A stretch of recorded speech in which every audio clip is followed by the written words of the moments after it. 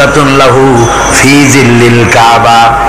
রাসূলুল্লাহর কাছে গেলাম, কাবা শরীফের কাছে গিয়া দেখি নবীজি একটা চাদর গায়ে দিয়ে তিনি আরাম ফরমাচ্ছিলেন কাবা শরীফের ছায়ায়। সেখানে গিয়ে বললাম, আলা তাস্তানসিরু লানা আলা তাদউ লানা ইয়া রাসূলুল্লাহ, হে আল্লাহর রাসূল, আপনি কি আমাদের জন্য আল্লাহর কাছে দোয়া চাইবেন না? আপনি কি আল্লাহর কাছে আমাদের জন্য সাহায্য চাইবেন না? আমাদের লোকগুলিকে, মুসলমানগুলিকে মারতে মারতে তো শেষ করে ফেলে দিল। তারা আমাদের সুমাইয়াকে মারলো, আমাদের খাব্বাবকে উটের সাথে পায়ের দড়ি লাগায় টানলো, আমাদের খোবায়েবকে তারা আগুনের উপরে চিৎ করে শোয়ায় রাখলো, না খায় রাখতেছে, মারতেছে। কষ্টে তো শেষ হয়ে গেলাম, হুজুর আপনি কি আমাদের জন্য দোয়া করবেন না? হাদিস শরীফে এসেছে, নবীজি উঠে বসলেন সোজা হয়ে। নবীজি বলেন, ও আমার সাহাবী, ও খাব্বাব, শোনো, তোমাদের আগে এই পৃথিবীতে যারা দ্বীনের দাওয়াত দিতে এসেছিলেন তাদেরকে সমকালীন রাষ্ট্রশক্তি, সমাজ শক্তি তাদেরকে ধরতো। ফায়ুখাজুর রাজুল, তাদেরকে তারা ধরতো। ফায়ুফারু লাহু ফিল আরদ, আর তার জন্য জমিনের ভিতরে কবর বানাইতো। ওই কবর ফায়ুজালু ফিহা, ওই কবরের ভিতরে তাকে কোমর পর্যন্ত গেড়ে দিত। সুম্মা ইউতা বিল মানশার, এরপরে করাত আনতো। ফায়ুদাউ আলা রাসিহি, এরপরে ওই করাত তার মাথার উপরে রাখতো। ফায়ুজালু নিসফাইন, এরপরে করাত দিয়া চিরে জীবিত মানুষটারে দ্বিখণ্ডিত করে ফেলে দিত। মা ইয়াসুদ্দুহু যালিকা আন দীনিহি, ও আমার খাব্বাব, এত কষ্ট দেওয়ার পরেও সেই যুগের কোন মুসলমানকে, দ্বীনের দায়ীদেরকে আল্লাহ দ্বীন থেকে এক চুলো তারা সরাই দিতে পারে নাই, এক চুলো সরাতে পারে নাই। ওয়াল্লাহি, ও খাব্বাব, আমি আমার আল্লাহর নামে কসম করে বলছি, লা ইউতাম্মান্নাল্লাহু হাযাল আমরা হাত্তা ইয়াসিরা আর-রাকিবু মিন সানা ইলা হাযরামাউত। আমি কসম করে বলি, আল্লাহ রাব্বুল আলামিনের এই সানা থেকে হাজারামাত পর্যন্ত লোকেরা যাতায়াত করবে, সুন্দরী রমণীরা গমন করবে, সদাগরেরা যাতায়াত করবে, টাকা নিয়া পয়সা নিয়া যাতায়াত করবে। তাদের মনের মধ্যে লুটের ভয়, টাকার ভয়, চুরির ভয়, ডাকাতির ভয়, জেনার ভয়, হত্যার ভয়, ধর্ষণের ভয়, কোনো ভয় থাকবে না। লা ইয়াখাফু ইল্লাল্লাহ, আল্লাহ ছাড়া কোনো ভয় থাকবে না। এমন একটা সমাজ, এমন একটা সময় আসবে, ওয়ালাকিন্নাকুম তাস্তাজিলুন, অথচ খুব তাড়াহুড়ো তোমরা করতেছো। তাড়াহুড়ো করো না, সময় আসবে ইনশাআল্লাহ।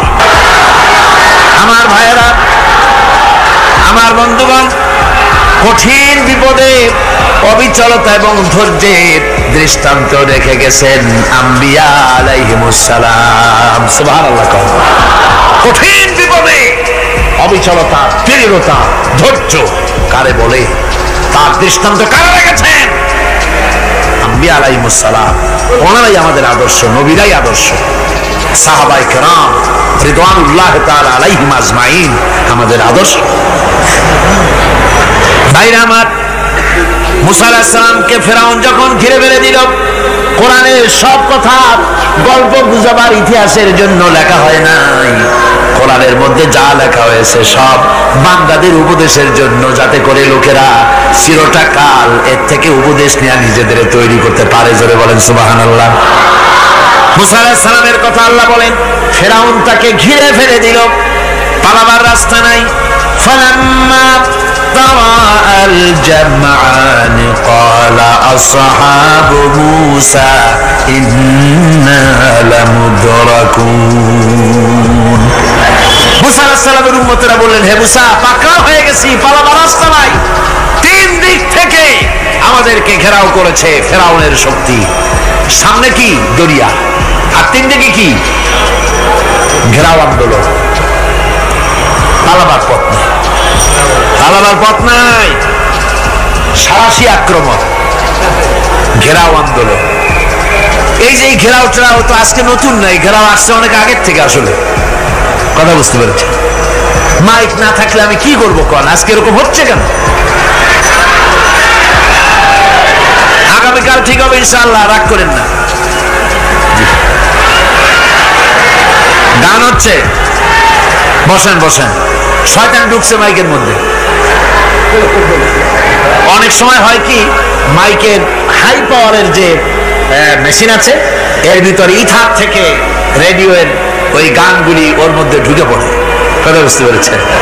এই জন্য শয়তান তো আর বসে থাকে না, ওরও তো কিছু করার আছে।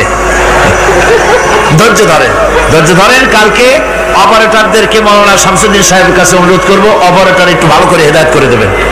মাইকে আজকে আমার নিজেরও কষ্ট হচ্ছে, আমিও বুঝতে পারছি না যে আমার কথাগুলি কি আওয়াজে বেরোচ্ছে, যার জন্য আমাকে বেশি চিল্লাইতে হচ্ছে। বক্তাকে কি লাউডে তার কথা বেরোচ্ছে তা তার কানে আসতে হয়, তাহলে বোঝা যায় যে আমার কথাগুলি কিভাবে বেরোচ্ছে। এটা এই অবস্থায় সিচুয়েশন আজকে নাই, এবং লোকেরাও মাইকের ব্যাপারে আজকে অভিযোগ করেছে যা বিগত 16 বছরে করে নাই। সেটের ব্যাপারে কোথাও কোনো অসুবিধা হয়েছে? মাইকটা ভালো, এবং মাইক যারা দেন প্রতি বছর খেদমত করে, আল্লাহ তাদের প্রতি রহম করুন, সবাই বলেন আমিন। এদেরকে রাগ করে পথে পাই আবার মারধর করেন না। সিলেটের যে তাফসির মাহফিল হয়, বিগত 19 বছর তাফসির করেছি একটানা, এবার 20 বছর পুরো হবে ইনশাআল্লাহ। সিলেটে একটানা 20 বছর তাফসির করতেছি সেখানে। তো মাইক, যে একটা লোক বিনা পয়সা মাইক দেয়, মাইকের ভাড়া সে নেয় না, তাফসিরে মাহফিলের মাইকের ভাড়া নেয় না। যে বছর এরশাদ সরকার আমাকে প্লেন থেকে নামতে দিল না, আপনাদের মনে আছে? সিলেট থেকে ফিরাই দিল। এই খবরটা মাইকম্যান যখন শুনেছে যে আমাকে নামতে দেয় নাই, ফিরাই দেওয়া হয়েছে, সাথে সাথে স্ট্রোক করেছে, হার্ট ফেল করে দুনিয়া থেকে বিদায় হয়ে গিয়েছে। সিলেটে তাফসির হতে পারবে না এই কথাটা বরদাস্ত করতে পারে না। আমি কেঁদেছি আর দোয়া করেছি, আল্লাহ কোরআনের মহব্বতে লোকটার এই অবস্থা হলো, তোমার জান্নাত তুমি দয়া করে তাকে দান করে দিও। কাজে কোনো ব্যবসায়ী চায় না যে তার ব্যবসাটা খারাপ হোক, লোকেরা মন্দ বলুক। এই মাইকের ব্যাপারে আপনারা আজকে রাগারাগ করেন না, যা হয়েছে কালকে ভালো হবে ইনশাআল্লাহ। সবাই বলেন ইনশাআল্লাহ। এখন চলেন আমরা ফেরাউনের অবস্থা দেখি গিয়া কি করতেছে ফেরাউন। মুসা আলাইহিস সালামকে ঘেরাও করে ফেলেছে, পালাবার উপায় নাই। একদিকে দরিয়া, তিন দিকে ফেরাউনের শক্তি। এই যে ঘেরাও টেরাও, মানে নতুন তো না, ধর্মঘট নতুন না, এ পুরানা জিনিস। এই পৃথিবীতে সর্বপ্রথম ধর্মঘট কিসের উপরে হয়েছে জানেন? এই পৃথিবীর প্রথম ধর্মঘট হয়েছে পেঁয়াজ, রসুন আর ডাইলের উপরে, মুসা আলাইহিস সালামের জামানায়। লান নাসবিরা আলা তাআমিন ওয়াহিদ, আমরা এক রকমের খাদ্য আর খাবো না, আমাদের পেঁয়াজ দেওয়া লাগবে, ডাল দেওয়া লাগবে, রসুন দেওয়া লাগবে। সর্বপ্রথম ধর্মঘট হয় মুসা আলাইহিস সালামের জামানায়, সেখান থেকে শুরু হয়েছে। কিন্তু মশাল মিছিল যে আসলো কই থেকে, এইটা আমি খুঁজে পাইনি। পরে প্রত্যেকটা জিনিসের ইতিহাস আছে, আমি খুঁজতে খুঁজতে পেলাম। আমি জানি না এর ইতিহাস মূলে কোথায়, কিন্তু আমি যতদূর খুঁজে পাইছি সেটা হলো মশাল মিছিলের আবিষ্কার হয়েছে লঙ্কায় রাবণের সময়। হনুমানের লেজে আগুন দিয়া তারপরে লঙ্কা কাণ্ড ঘষালো, নামই আছে লঙ্কা কাণ্ড। হনুমানেরা লেজে আগুন দিয়ে রাবণ যে লঙ্কায় মশাল মিছিল করেছিল হনুমানদের দিয়া, ওই হনুমানের ওই সিস্টেমটা এখনো আমাদের দেশে চালু আছে। এইটা আসলে কোন ভদ্রলোকের এই মিছিল হওয়া উচিত না। আগুন নিয়ে কিসের মিছিল? আগুন হলো জাহান্নামের প্রতীক। আগুন কিসের প্রতীক? জাহান্নামের প্রতীক। যদিও আমাদের উপকারে লাগে, কাজে লাগে। সুতরাং আমরা যা করব, প্রত্যেকটা জিনিসের পেছনে সুন্নতে নববীর কোন না কিছু থাকতে হবে। কথা বুঝতে পেরেছেন? তিন দিক থেকে ঘেরাও হয়ে গেছে, পালাবার কোন রাস্তা। হযরতে মুসা আলাইহিস সালামের কাছে উম্মতরা বললেন, পালাবার তো কোনো পথ নাই, এখন উপায়টা কি? আমাদের তো আর উপায় নাই। মুসা আলাইহিস সালাম দেখেন বিপদে পড়ে গেছেন, কিন্তু ধৈর্য হারান নাই, ভয় পান নাই। ভয় পাইছিলেন? ভয় পেয়েছেন? প্রশ্নই ওঠে না। মুসা আলাইহিস সালাম, আল্লাহ পাক যাদেরকে বলেছেন উলুল আযম, রাসূল যাদের বলেছেন তার মধ্যে হযরত মুসা একজন উলুল আযম পয়গম্বর। চারটিখানি কথা না, আল্লাহ কথা বলছেন তার সাথে, কালিমুল্লাহ তিনি। সুবহানাল্লাহ। মুসা আলাইহিস সালাম শোনালেন, কাল্লা ইন্না মাইয়া রাব্বি সায়াহদিন। কখনো নয়। আমার উম্মতেরা ভয় পেও না, আমার রব অবশ্যই আমাকে পথ দেখাবে। সুবহানাল্লাহ। তিন দিক থেকে শত্রু, একদিকে দরিয়া, পালাবার কোন রাস্তা নাই। সেখানে দৃঢ়তার সাথে তিনি বলছেন অবশ্যই আমার আল্লাহ আমারে পথ দেখাবে। সুবহানাল্লাহ। নবীরা এই দৃঢ়তা দেখিয়েছেন, অবিচলতা দেখাইছেন। আল্লাহ পাক মুসা আলাইহিস সালাম যখন এই দৃঢ়তা দেখালেন, এই অবিচলতা দেখালেন, সঙ্গে সঙ্গে জিবরাইল এসে হাজির হয়ে গেলেন। আল্লাহ পাক বলেন ফাআওহাইনা ইলা মূসা আন আদরিব বিআসাকাল বাহরা ফানফালাকা ফাকানা কুল্লু ফিরকিন কাত্তাউদিল আযীম।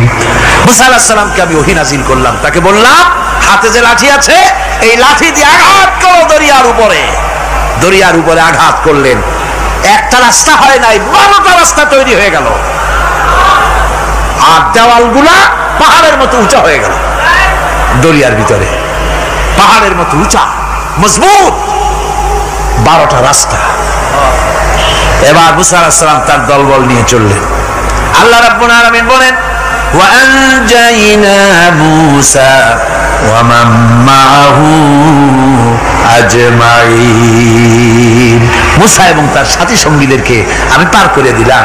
মুসা আলাইহিস সালাম এবং তার সাথী সঙ্গী নিয়ে যখন দরিয়ার মাঝখানে আসছে, ফেরাউন তার দলবল নিয়ে এসে গেছে।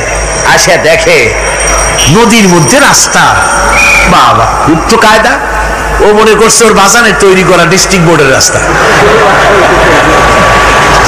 ওর লোকজন নিয়ে নেমে গেছে দরিয়ার ভিতরে। ও আসছে মাঝখানে, মুসা আলাইহিস সালাম চলে গেছেন ওপার, দরিয়া পার। মাঝখানে যখন এসে গেল, আল্লাহ রাব্বুল আলামিন পানিকে অর্ডার করলেন কুন। আল্লাহ তো বটন টেপা লাগে না, মুখ দিয়া কোনো হুকুম করা লাগে না, শুধু বলেন কুন। যে ব্যাপারে কুন বলেন ফায়াকুন, সাথে সাথে হয়ে যায়। আল্লাহ বললেন কুন, আর অমনি রাস্তা বন্ধ হয়ে গেল। এবার তুফান শুরু হয়েছে নদীতে, ঢেউয়ের উপরে ঢেউ, মৌজুন কাল জিবাল, পাহাড়ের মতো উঁচু হয়ে হয়ে ঢেউ আসতেছে। দলবল ঘোড়া আর অস্ত্রপাতি যা ছিল সব মরে শেষ। এবার ফেরাউন একা উপরে ওঠে আর নিচে নামে, পানি খেতে খেতে পেটের কাম সারা। জনমের খাওয়া খাইছে পানি, এখন জান যা, বাঁচবার আর উপায় না, বাঁচবার আর উপায় নাই। ফেরাউন তার নিজের জীবন সম্পর্কে হতাশ হয়ে গেল। এবার ফেরাউন বলতেছে আমানতু আন্নাহু লা ইলাহা ইল্লাল্লাযী আমানাত বিহি বানু ইসরাঈল। আমি ঈমান আনলাম, আমি ঈমান আনলাম আল্লাহ ছাড়া কোন ইলাহা নাই। ওই আল্লাহর উপর ঈমান আনলাম যে আল্লাহর উপরে ঈমান এনেছে বনি ইসরাঈলেরা। আল্লাহ যাতে ঠিক পায় যে কোন আল্লাহর উপর ঈমান আনছে। বনি ইসরাঈলের আল্লাহর উপর ঈমান আনলাম। আল্লাহ এই তো মুসলমান হয়ে গেছি, এরপরও আমার সুবাও কেন? আল্লাহ রাব্বুল আলামিন জবাবে বলেন আল আন, এখন ওয়াকাদ আসাইতা ক্বাবলু ওয়া কুনতা মিনাল মুফসিদিন। এখন ঈমান আনার কথা বলছো, অথচ যুগের পর যুগ, বছরের পর বছর ধরে আমার মানুষের উপরে মন গড়া আইন চালায়েছ, আমার পয়গম্বরের সাথে বেয়াদবি করেছ। আজ তোমাকে আমি ছাড়ছি না, তোমাকে আজকে ছেড়ে দেব না, আমি তোমাকে মারব।